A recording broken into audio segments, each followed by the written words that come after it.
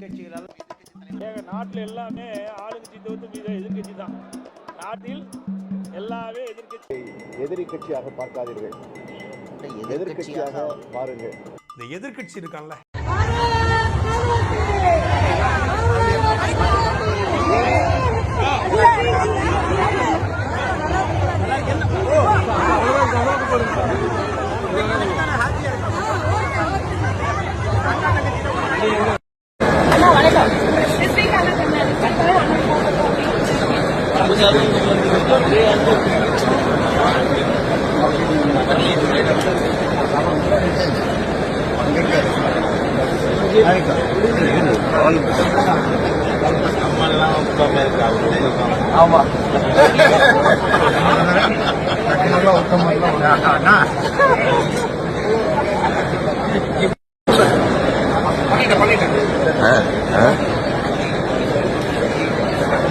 சரி, ஓகே.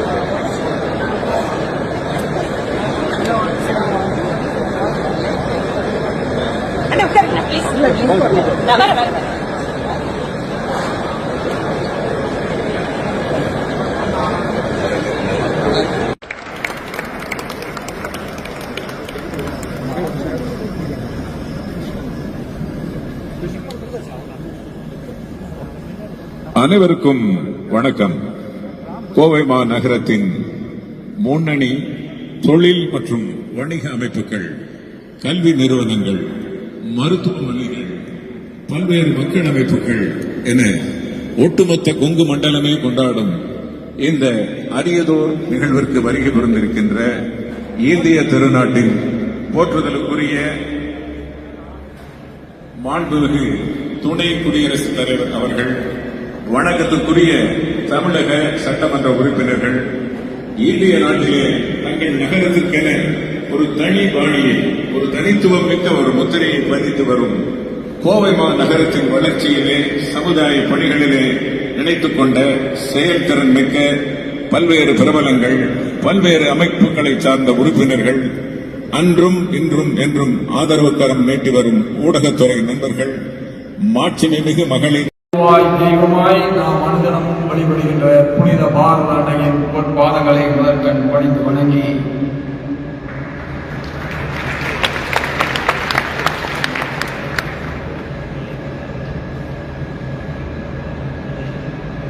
$140 கோடி மக்கள் வாழ்கின்ற இந்த புண்ணிய பூமியான பாரத திருநாட்டில்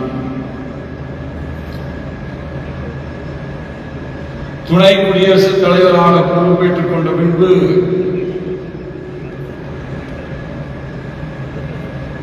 தமிழகத்திற்கு முதலிலே சென்னைக்குத்தான் வர வேண்டும் என்று நினைத்து சென்னைக்கு வருவதற்காகத்தான் அந்த சுற்றுப்பயணத்தை உருவாக்கினோம். ஆனால் 3 நாட்களுக்கு முன்பாக பாரத பிரதமர் அவர்களை சந்தித்த நேரத்தில் பாரத பிரதமர் அவர்கள் சீசல் நாட்டுக்கு நீங்கள் சென்று வர வேண்டும் என்று சொன்னார்கள். சீசல் நாட்டிலே ஒரு அரசு, புதிய அரசு பொறுப்பேற்றுக் கொண்டிருக்கிறது. புதிய ஜனாதிபதி பொறுப்பேற்றுக் கொண்டிருக்கிறார். அந்த விழாவிலே கலந்து கொள்ள வேண்டும் என்று சொன்னார்கள்.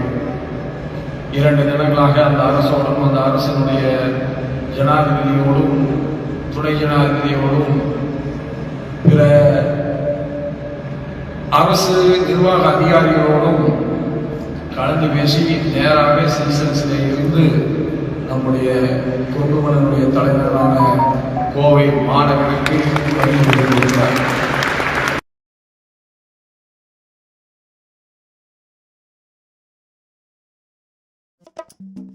எதிர்கட்சிகளால் நாட்டில் எல்லாமே ஆளுங்கட்சி தவிர்த்து மீது எதிர்கட்சி தான்.